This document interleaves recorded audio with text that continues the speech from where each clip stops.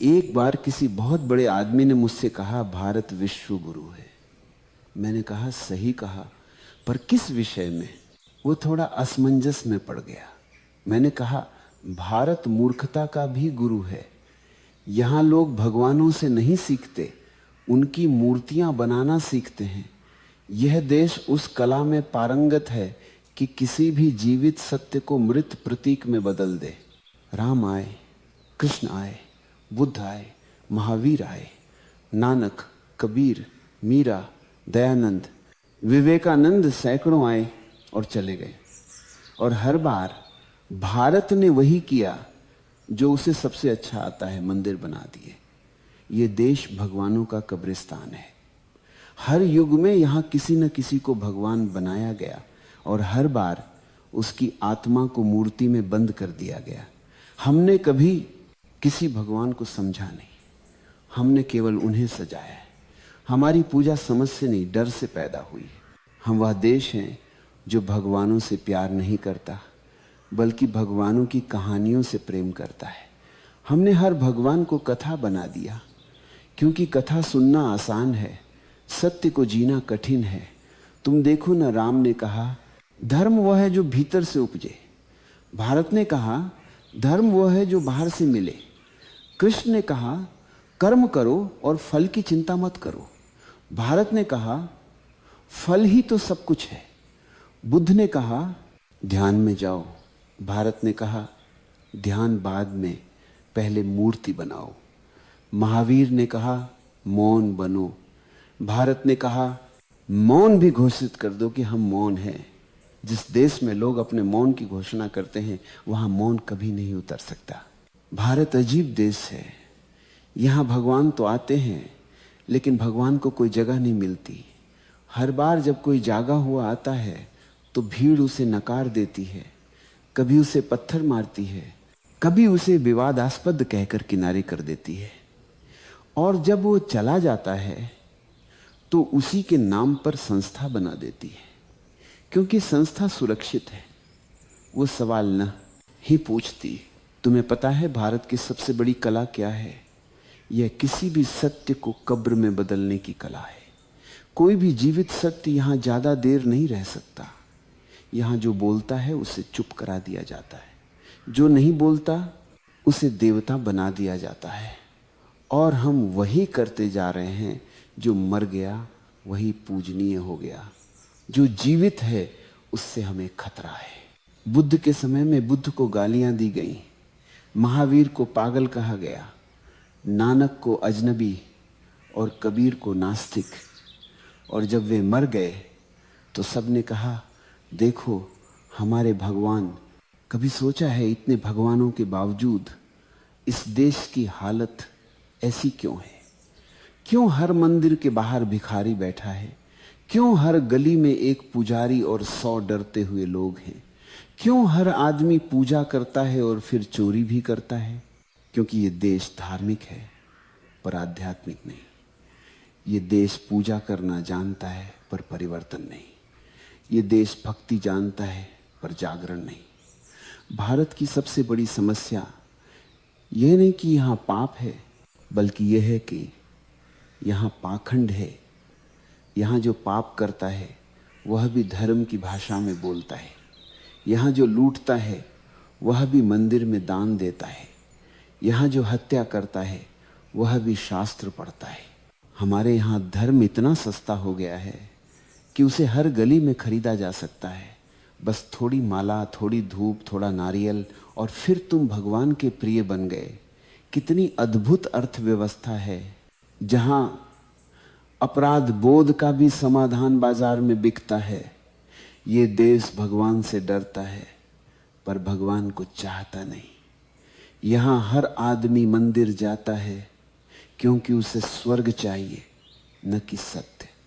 यहां हर पूजा सौदेबाजी है। हे भगवान थोड़ी मदद कर देना, मैं तेरे नाम पर दान कर दूंगा। भगवान भी सोचता होगा ये लोग भक्ति नहीं बिजनेस कर रहे हैं। और फिर हम कहते हैं भारत आध्यात्मिक है। नहीं भाई, भारत व्यापारी है। यहां हर चीज भी कती है, भक्ति भी, आस्था भी, आत्मा भी।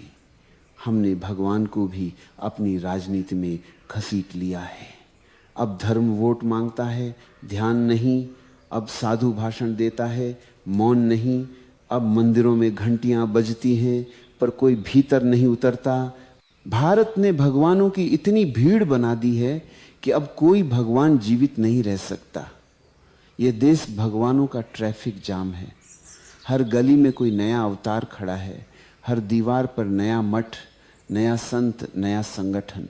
और हर संगठन कहता है हमारा भगवान असली है, मानो भगवान भी अब पार्टी टिकट पर खड़ा है। कभी कभी मुझे लगता है अगर भगवान सचमुच लौट आए तो सबसे पहले भारत छोड़ देंगे, क्योंकि यहाँ लोग उनसे प्रेम नहीं करेंगे। हमारे पार्टी बीजेपी और आर्धान, यहाँ लोग उनकी फोटो बेचेंगे। यहाँ भक्त नहीं होंगे, ग्राहक होंगे। यहाँ आरती नहीं होगी, आयोजन होगा। यहाँ ध्यान नहीं होगा, फंडिंग होगी। भारत ने भगवान को कभी समझा नहीं। हमने पूजा की क्योंकि पूजा आसान है, उसमें कोई जिम्मेदारी नहीं होती, कोई खतरा नहीं होता। तुम पूजा करके वही रह सकते हो जो तुम हो, पर समझने के लिए बदलना पड़ता है, मिटना पड़ता है, जागना पड़ता है। और भारत सोना चाहता है मखमली धार्मिक चादर ओढ़कर। इतिहास गवाही देता है इस भूमि पर जितने भगवान उतरे उतने किसी और देश ने कभी नहीं देखे। हर सदी में कोई न कोई सत्य का दीपक जलाने आया और हर सदी में हमने उस दीपक को बुझाने की पूरी कोशिश की।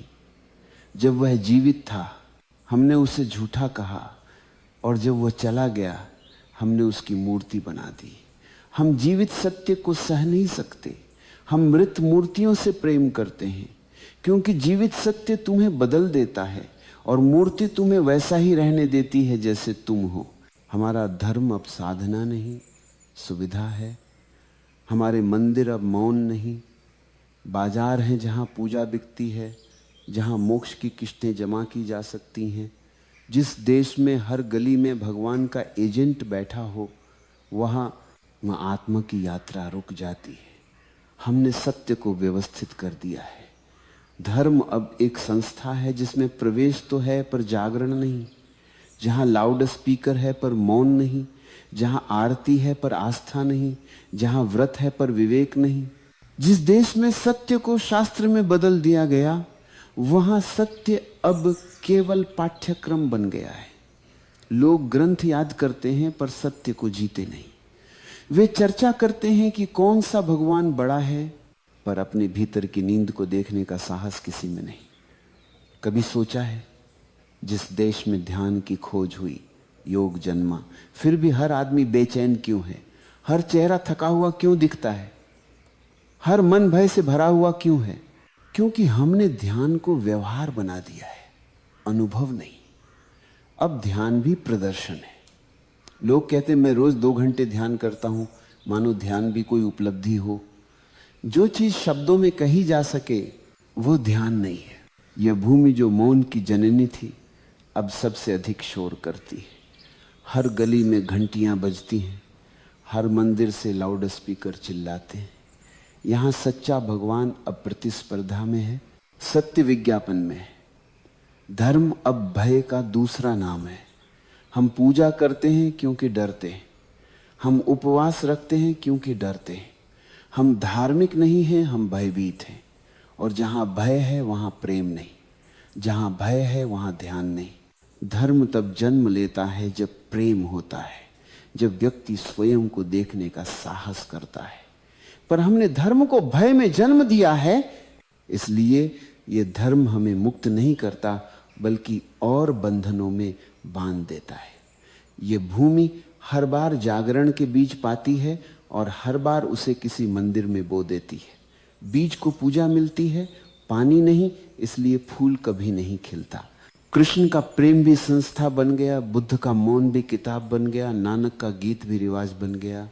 हर सच्चाई का वो हमने संस्कृति बना दिया।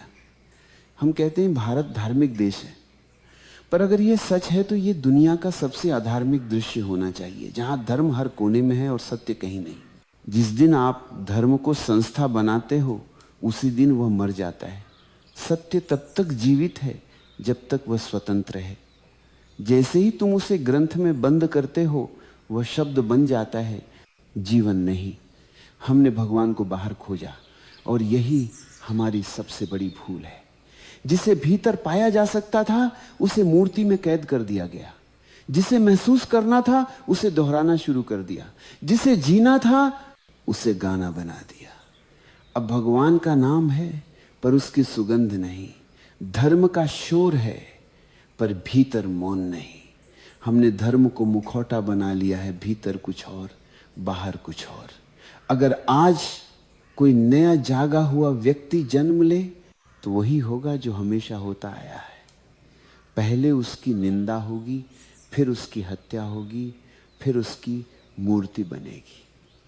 यह सिलसिला इस भूमि की परंपरा बन चुका है और जब तक यह परंपरा नहीं टूटती तब तक इस देश में चेतना नहीं आएगी, क्योंकि चेतना संस्था से नहीं बगावत से जन्म लेती है, भीतर की बगावत से। जब तुम ये देख लेते हो कि भगवान बाहर नहीं भीतर है, तभी पहली बार धर्म जन्म लेता है।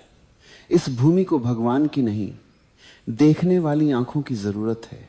इस भूमि को पूजा की नहीं साक्षी भाव की जरूरत है, क्योंकि जिस दिन आदमी देखने लगा उसी दिन वह भगवान बन जाता है। भारत भगवानों से भरा हुआ है। हर गली में मंदिर, हर सड़क पर साधु, हर घर में तस्वीर। लेकिन क्या इस सब के बीच कोई मनुष्य बचा है? यहां धर्म है लेकिन धर्मात्मा नहीं। यहां पूजा है लेकिन प्रेम नहीं।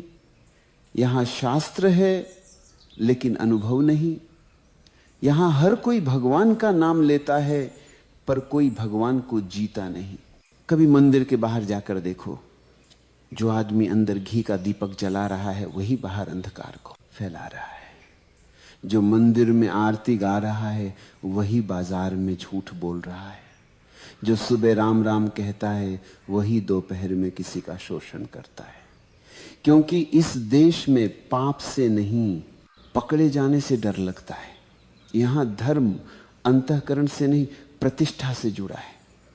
लोग भगवान को नहीं समाज को खुश करना चाहते। भारत का धर्म एक नकाब बन चुका है। यहां जितनी आस्था दिखाई देती है उतनी ही गहरी अंधता भीतर है। लोग पूजा करते हैं ताकि पाप छिप जाएं, ध्यान करते हैं ताकि अहंकार सुरक्षित हो जाए, भक्ति करते हैं ताकि आत्मा को देखना न पड़े। ये धर्म नहीं मनोवैज्ञानिक बचाव है। हमारे सारे कर्म कांड उस डर से उपजे हैं कि कहीं हमें अपने भीतर झांकना न पड़े। क्योंकि जो भीतर झांकता है वह भीड़ से कट जाता है, वह अकेला पड़ जाता है और यह भीड़ अकेले को माफ नहीं करती। इस भीड़ को भगवान चाहिए पर जीवित भगवान नहीं। भीड़ को चमत्कार चाहिए, सत्य नहीं। भीड़ को कथा चाहिए, मौन नहीं। जो आदमी भीड़ से अलग चल देता है, भीड़ उसे खतरनाक कहती है, क्योंकि वह उनके झूठ को उजागर कर देता है। भीड़ को वो भगवान चाहिए जो उन्हें झूठी सांत्वना दे, वो सत्य नहीं जो उन्हें हिला दे। हर युग में कोई ना ऐसा आया जिसने कहा जागो, और हर बार भीड़ ने कहा यह व्यक्ति अधर्मी है, क्योंकि भीड़ कभी जागना नहीं चाहती। भीड़ के लिए नींद ही सुरक्षा है। जो जाग जाता है वह भीड़ से बाहर हो जाता है। भीड़ उस अकेले से डरती है क्योंकि उसकी मौन आंखों में सत्य झलकता है। भीड़ जानती है कि अगर ज्यादा देर उसे देखा तो वह खुद टूट जाएगी। इसलिए हर युग में सच्चाई को या तो क्रूस पर चढ़ा दिया गया या शास्त्रों में दबा दिया गया। जीवित मनुष्य से डर लगता है। मृत मूर्तियां अधिक सुविधाजनक हैं। ये देश धर्म को जीना नहीं चाहता, ये धर्म का तमाशा चाहता है। यहां प्रवचन मनोरंजन है, मौन असहजता है। लोग सुनने जाते हैं, समझने नहीं।